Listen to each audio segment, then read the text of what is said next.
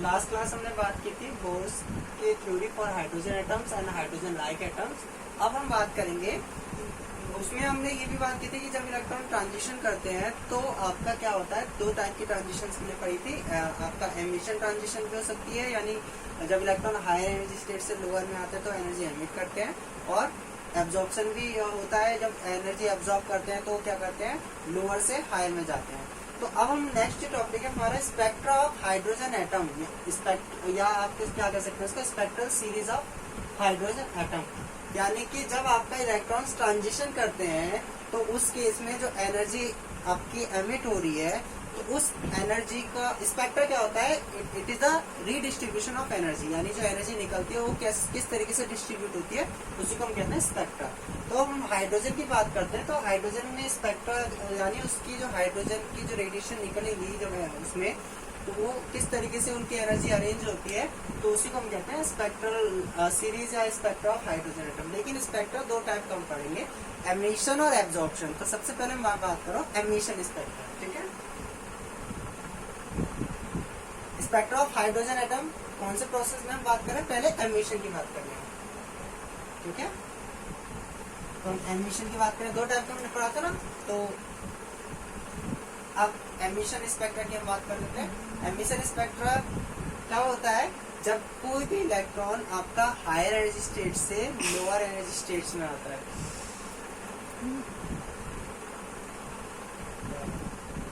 हम बात कर रहे हैं emission spectra of hydrogen atom.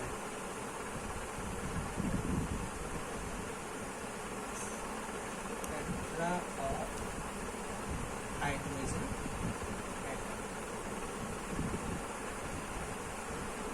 Emission spectra of hydrogen atom को समझने के लिए मैंने मान लिया है कि होता क्या है, नॉर्मली इलेक्ट्रॉन जो होता है अपने ग्राउंड स्टेट में होता है, लेकिन वो जैसे ही एनर्जी एब्जॉर्ब करता है तो वो क्या करता है, ग्राउंड स्टेट से जंप करता है हायर एनर्जी स्टेट्स में, एक्साइटेड स्टेट में। लेकिन हायर एनर्जी स्टेट्स में इलेक्ट्रॉन जो होता है वो अनस्टेबल होता है, ठीक है, और वहां वो केवल 10⁻⁸ सेकंड तक रुकता है, और उसके बाद वो दोबारा से किस तरफ आ जाता है, किस तरफ आपका ट्रांजिशन करता है, टुवर्ड्स लोअर एनर्जी स्टेट्स, यानी टुवर्ड्स स्टेबिलिटी। जितनी ज्यादा एनर्जी होगी उतना अनस्टेबल होगा, जितनी कम एनर्जी होती है उतना ही स्टेबल होता है।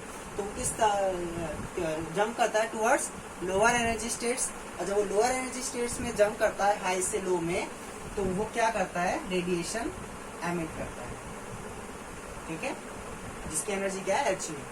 हमने मान लिया शुरुआत में इलेक्ट्रॉन कहाँ पर है, इनिशियल हाई एनर्जी स्टेट में है, और फाइनल में कहाँ पर आ रहा है, ग्राउंड स्टेट में। ग्राउंड में या जो भी आपका लोअर एनर्जी स्टेट में, वो ग्राउंड में भी आ सकता है, ठीक है, उससे ऊपर भी आ सकता है, नहीं, ठीक है, वो कंडीशंस की बात है। यहाँ पर क्या है आपका, EI is greater than EF। अब आपने लास्ट क्लास हमने निकाला था the energy of electron, energy of electron in nth state या ऑर्बिट, ठीक है। तो वो कितनी थी आपको अगर याद हो तो,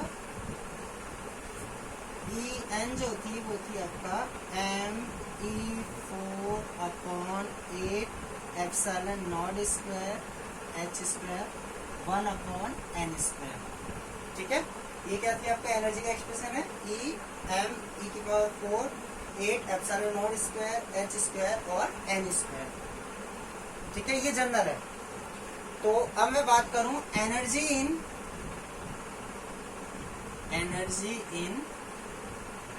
ith स्टेट, यानी इनिशियल स्टेट, तो वो कितनी होगी इनिशियल। तो कुछ नहीं करना है, इनकी जगह मैं आई पुट कर रहा हूँ, क्योंकि वो कुछ भी हो सकता है ना इनिशियल, me4/8ε0² और मैंने इस स्टेट का नाम दे दिया, इनिशियल स्टेट कौन सा है, ये, ठीक है। This is equation number 1। Similarly energy in final state की बात करें, ठीक है, इनिशियल स्टेट,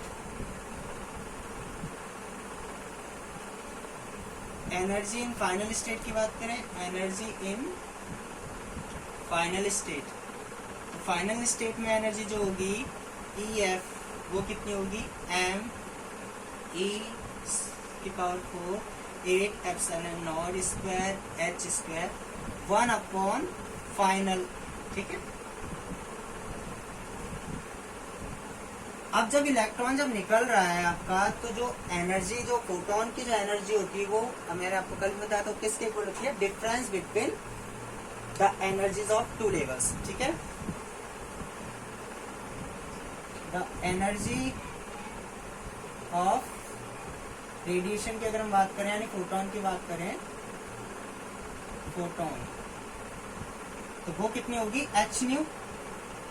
तो इन दोनों का डिफरेंस, तो हाई किसकी है? इनिशियल वाले की माइनस फाइनल वाला। कुछ नहीं करना है, वैल्यू पुट करनी है। h न्यू तो ऐसे ही रहेगा, इनिशियल की वैल्यू पुट करेंगे तो देखो बाकी सारी चीजें कांस्टेंट हैं, तो मैं डायरेक्ट लिख देता हूँ m(e⁴ 8 epsilon not square h square. क्या तो सही है। और यहाँ आएगा 1 अपॉन इनिशियल का स्क्वायर माइनस 1 अपॉन फाइनल का स्क्वायर। तो दिक्कत? ठीक है, एक और बात, हम एक चीज भूल गए, ये जो फॉर्मूला था इसमें सब में माइनस था। ठीक है, माइनस हमने छोड़ दिया है, माइनस था इसमें। ठीक है, तो यहाँ माइनस मैंने यहाँ कॉमन लिया हुआ है। ठीक है, सब में माइनस भी था ना, वो तो हमें फॉर्मूले में गिवन था। तो अब फ्रीक्वेंसी ऑफ जो रेडिएशन है उसकी अगर हम फ्रीक्वेंसी बात करें तो वो क्या होगी? फ्रीक्वेंसी ऑफ रेडिएशन जो एमिट हो रही है रेडिएशन, उसकी फ्रीक्वेंसी क्या होगी? तो फ्रीक्वेंसी निकालनी है तो h को इधर डिवाइड में भेज देते हैं। ठीक है, तो मैं इस तरफ लिख दे रहा हूँ, क्या भी इधर ही लिख देते हैं। ये आ जाएगा, माइनस को अंदर मल्टीप्लाई कर दे तो क्या आ जाएगा? m(e⁴ 8 epsilon not square h cube. एक h स्क्वायर यहाँ पर, एक h में आएगा तो क्यूब हो जाएगा। और यहाँ माइनस की जब मल्टीप्लाई करेंगे तो क्या आएगा? फाइनल का स्क्वायर माइनस इनिशियल का square. This is frequency of radiation. ठीक है, देखो मैं रख कर दे रहा हूँ। तो फ्रीक्वेंसी ऑफ रेडिएशन की बात कर ली हमने। अब हम बात करेंगे, इसी एक्सप्रेशन को हम एक दूसरी टर्म्स में लिखेंगे इन टर्म्स ऑफ वेवलेंथ। ठीक है, अब हम नेक्स्ट टर्म में इसको लिखेंगे वेव नंबर। वेव नंबर जो होता है वो कुछ नहीं है, इसको हम न्यू बार, ये क्या होता है? न्यू डिवाइडेड बाय सी, जिसको हम कहते हैं 1 अपॉन लैम्डा। ठीक है, 1 अपॉन लैम्डा की टर्म्स में लिखे। तो हमें कुछ नहीं करना, हमें दोनों तरफ क्या करना है? सी से डिवाइड कर देना है। तो क्या होगा? न्यू बाय सी लिखें, तो मैं न्यू की वैल्यू पुट करूं वहां पर, तो क्या आएगा? ये m। ठीक है, इसको आप ऐसे लिख लो, न्यू बार और 1 अपॉन लैम्डा, कितना आ जाएगा? m(e⁴ 8 epsilon not square h cube. और c और आ गया इसमें डिवाइड में, तो यहाँ c आ जाएगा, फाइनल का स्क्वायर माइनस इनिशियल का स्क्वायर। इसी द वेव नंबर और वेवलेंथ के टर्म्स में एक्सप्रेशन, जहां पर मास ऑफ इलेक्ट्रॉन कांस्टेंट है, चार्ज ऑन इलेक्ट्रॉन कांस्टेंट, ये भी कांस्टेंट, ये भी कांस्टेंट, ये भी कांस्टेंट, तो इसको हम एक कांस्टेंट मान लेते हैं। तो इसको हम ऐसे भी लिख सकते हैं, r फाइनल का स्क्वायर माइनस इनिशियल का स्क्वायर। ठीक है, कोई दिक्कत तो नहीं है। ये आपको टर्म्स लर्न होनी चाहिए। ये 3 मान लीजिए इक्वेशन, और ये आपकी 4। जहां r को हम क्या कहते हैं, मैं इधर तरफ कर दे रहा हूँ।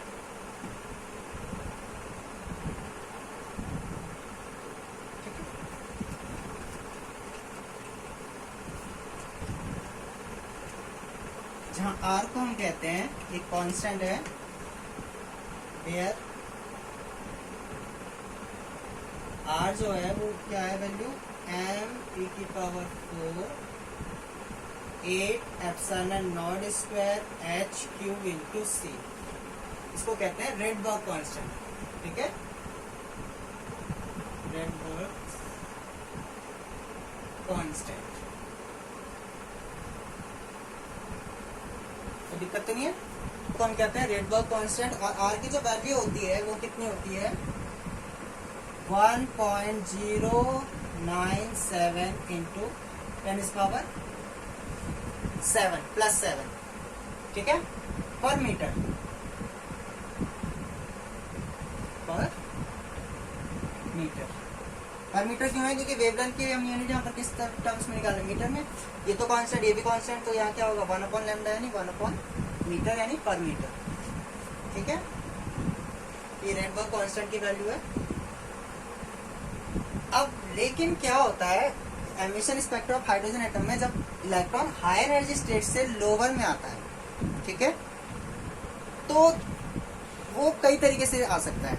वो एक ही स्टेप में डायरेक्ट नीचे आ जाए या अलग अलग स्टेप्स में नीचे आए। फॉर एग्जाम्पल, जैसे आप एक अपने छत पे चढ़ गए हैं, सीढ़ियाँ लगी हुई हैं, तो नीचे उतरने के दो तरीके हैं, या तो डायरेक्ट कूद जाओ, या दो सीढ़ी करके कूदो, या एक सीढ़ी करके कूदो, इस तरीके से। सेम इसी में भी, इसमें भी ऐसे होता है, ठीक है। तो उसी के अकॉर्डिंग कई सारी ट्रांजिशन पॉसिबल्स थी, और उन्हीं पॉसिबल के अकॉर्डिंग जो स्पेक्ट्रा था उसमें कई सारी सीरीज मिली थी, ठीक है। तो हम वही बात करते हैं।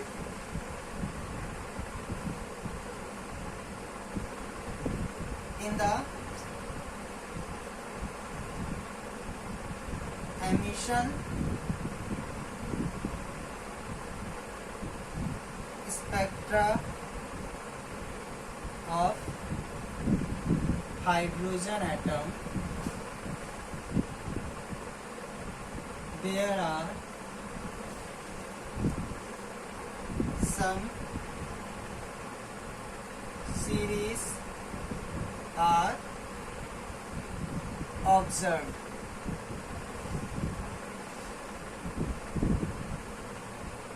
Because of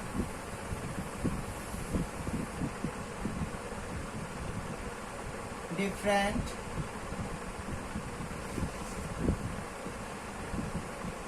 possible transitions from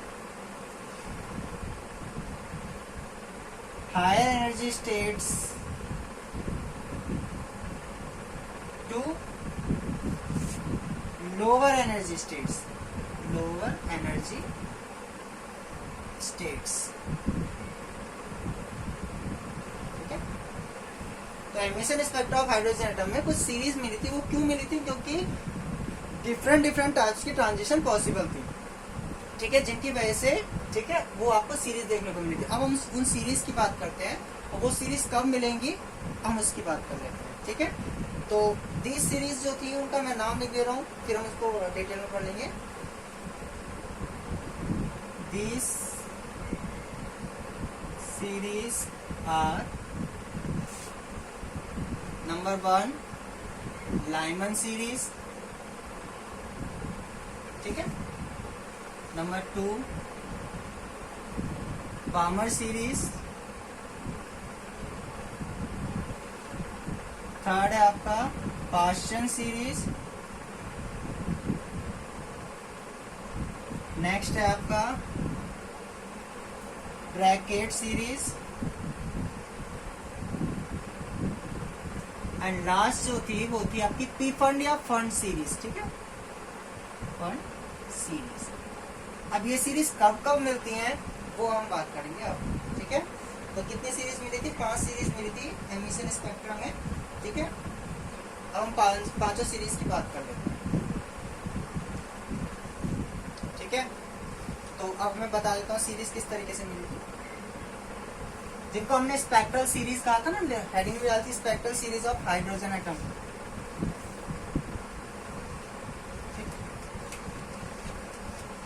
तो वो सीरीज कैसे मिली थी मैं बता देता हूँ आपको। सबसे पहली जो सीरीज थी लाइमन सीरीज। अभी आपने जनरल फॉर्म में क्या पढ़ा था? वेव नंबर का 1/λ का फॉर्मूला क्या था? R 1/फाइनल स्क्वायर इनिशियल स्क्वायर, ठीक है। सबसे पहले हम बात कर रहे हैं लाइमन सीरीज, जो कि किस, इसकी जो रेडिएशन निकलती है किस रीजन में लाइट करती है? अल्ट्रा वायलेट रीजन, ठीक है, अल्ट्रा वायलेट रीजन।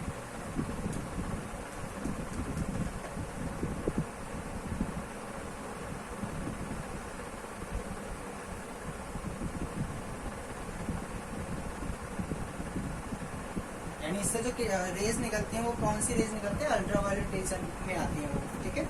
इसमें क्या होता है, देखो हो सकता है इलेक्ट्रॉन जो है एक्साइटेड स्टेट में जो है ऊपर, वो ऊपर से डायरेक्ट नीचे ग्राउंड स्टेट में आ जाए, ठीक है। यानी फाइनल स्टेट कौन सा होगा इस केस में, 1, ठीक है। यानी लोअर एनर्जी स्टेट कौन सा होगा, 1। लेकिन आप जैसे आप सीढ़ी जो है उसके जो लास्ट वाली सीढ़ी है, ठीक है, स्टेप है, उस पे आप आ रहे हैं, तो आप कैसे आ सकते हैं, डायरेक्ट वहां से आ सकते हैं छत से, या हो सकता है 2-3 सीढ़ियां छोड़ के आए इस तरीके से। तो वही हम देख रहे हैं। तो इस वाले केस में फाइनल रुकेंगे कहाँ पर, आप आके 1 पे, यानी ग्राउंड स्टेट पे। लेकिन ग्राउंड स्टेट पे कहाँ से आ सकते हैं, आप सेकंड वाले से आ सकते हैं, थर्ड से आ सकते हैं, फोर्थ से आ सकते हैं, सो ऑन। तो इसके जो फॉर्मूला आया था वो क्या होगा, इसका फॉर्मूला तो क्या होगा, 1/स्क्वायर, और इनिशियल तो कुछ भी हो सकता है ना, इनिशियल वाला यानी वो सेकंड से भी आ सकती है, थर्ड से भी आ सकती है, फोर्थ से भी आ सकती है। तो ये किसका फॉर्मूला हो गया, लाइमन सीरीज। लाइमन सीरीज की कंडीशन यानी कहाँ पर आके रुकेगा, फर्स्ट में ग्राउंड स्टेट में, लेकिन कहाँ से आ सकता है, सेकंड से, थर्ड से, फोर्थ से। अब ये जब हम वो डायग्राम ड्रॉ करेंगे तो आपको क्लियर हो जाएगा, ठीक है। अब हम सेकंड की बात करते हैं। सेकंड जो थी कौन सी सीरीज थी, बामर सीरीज, जो किस रीजन में लाई करती है, विजिबल, जिसको हम देख सकते हैं, विजिबल रीजन, ठीक है। इसकी कंडीशन क्या थी कि वो रुकेगा कहां पर आके, सेकंड वाले में। लेकिन सेकंड वाले में आ कहां से सकता है वो, थर्ड से, फोर्थ से, फिफ्थ से एंड सो ऑन। अब सेकंड वाले में फर्स्ट से तो आ नहीं सकता, क्योंकि हम बात करें एमिशन। एमिशन कब होता है, जब हाई से लो में आता है, लो से हाई तो पॉसिबल ही नहीं है। तो इसके लिए फॉर्मूला क्या हो जाएगा, बस कुछ नहीं करना, आपको वैल्यू पुट करनी है, ठीक है। यहाँ हो जाएगा 1/2 का स्क्वायर एंड 1 इनिशियल का स्क्वायर, जहाँ इनिशियल कुछ भी हो सकता है आपका, कुछ भी मतलब 3, 4, 5 एंड सो ऑन, इन्फिनिटी तक, वहां तक जाएगा ये, इन्फिनिटी तक। तो अब लाइनमैन हो गया, बामर हो गया, अब क्या आ गया, पास्चन। थर्ड वाली जो थी वो क्या है आपकी, पास्चन सीरीज। ये सीरीज कौन से रीजन में लाई करती है, इंफ्रारेड, इंफ्रारेड। कंडीशन क्या है इसमें, अब फाइनल रुकेगा कहां पर आके, 3 में। लेकिन 3 में कहां से आ सकता है इनिशियल, 4 से, 5 से, 6 से, इन्फिनिटी से। क्या फॉर्मूला हो गया,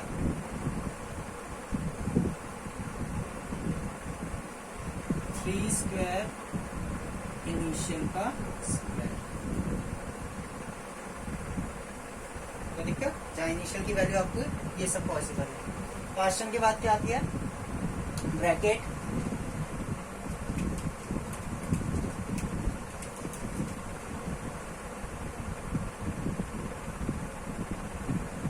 ब्रैकेट सीरीज। ये सीरीज अगेन किस में लाई करती है, इंफ्रारेड रीजन, ठीक है, infrared reason.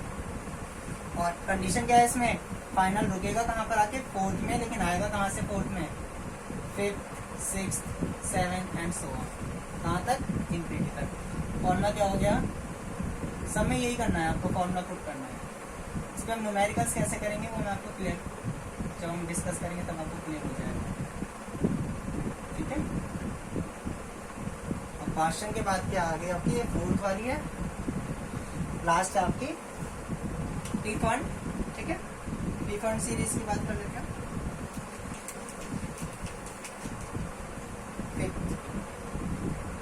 T fund series जो कौन सी रीजन में लाई करती है आपकी, नियर इंफ्रारेड, नहीं, फार इंफ्रारेड, ये नियर इंफ्रारेड था, ये किस में होगा, फार इंफ्रारेड रीजन। ठीक है, कंडीशन क्या है, रुकेगा कहाँ पर आके, फाइनल फिफ्थ में आएगा, कहाँ से, 6, 7 एंड सो ऑन। फॉर्मूला क्या हो गया, R1 इनिशियल का। तो ये 5 सीरीज आपको मिली थी। ठीक है, 5 सीरीज मिली थी। अब इन 5 सीरीज में जो स्पेक्ट्रा था वो लाइन स्पेक्ट्रा था, वो लीनियर स्पेक्ट्रा था। स्पेक्ट्रा कैसे बनेगा अब हम वो डिस्कस कर लेते हैं। ठीक है, स्पेक्ट्रा में हम देखते हैं एनर्जी लेवल डायग्राम, हम किस तरीके से उसमें ट्रांजिशन से। ठीक है, तो मैं रफ कर रहा हूँ, अब ध्यान से देखेंगे एक बार।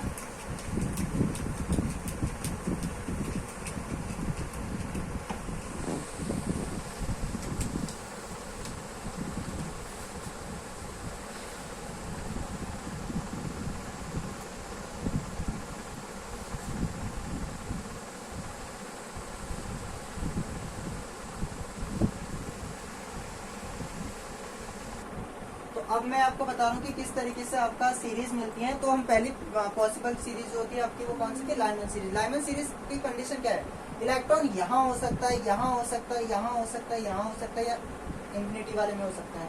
तो लेकिन आ कहाँ पर है वो, फाइनली 1 में। तो कौन सी ट्रांजिशन पॉसिबल है, यानी एक तो ये पॉसिबल है,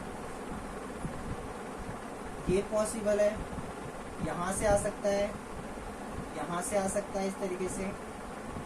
ठीक है, और इंफिनिटी से आ सकता है। ये जो सीरीज देगी आपको इस तरीके से लाइन देगी। ठीक है, इसको हमने कौन सी सीरीज बोला था, लाइमन सीरीज। लेकिन रुक कहां पर है, डायरेक्ट फर्स्ट में। ठीक है, बामर सीरीज में कहां पर रुकता है, सेकंड में। लेकिन सेकंड में आएगा कहां से इलेक्ट्रॉन, या तो थर्ड से, फोर्थ से, फिफ्थ से, सिक्स्थ से, एंड इस तरीके से इंफिनिटी से। ठीक है, तो ये कौन सी सीरीज देगा आपको, इस तरीके से रहेंगे इसमें भी। ठीक है, इंफिनिटी वाली है, ये कौन सी है, बामर सीरीज।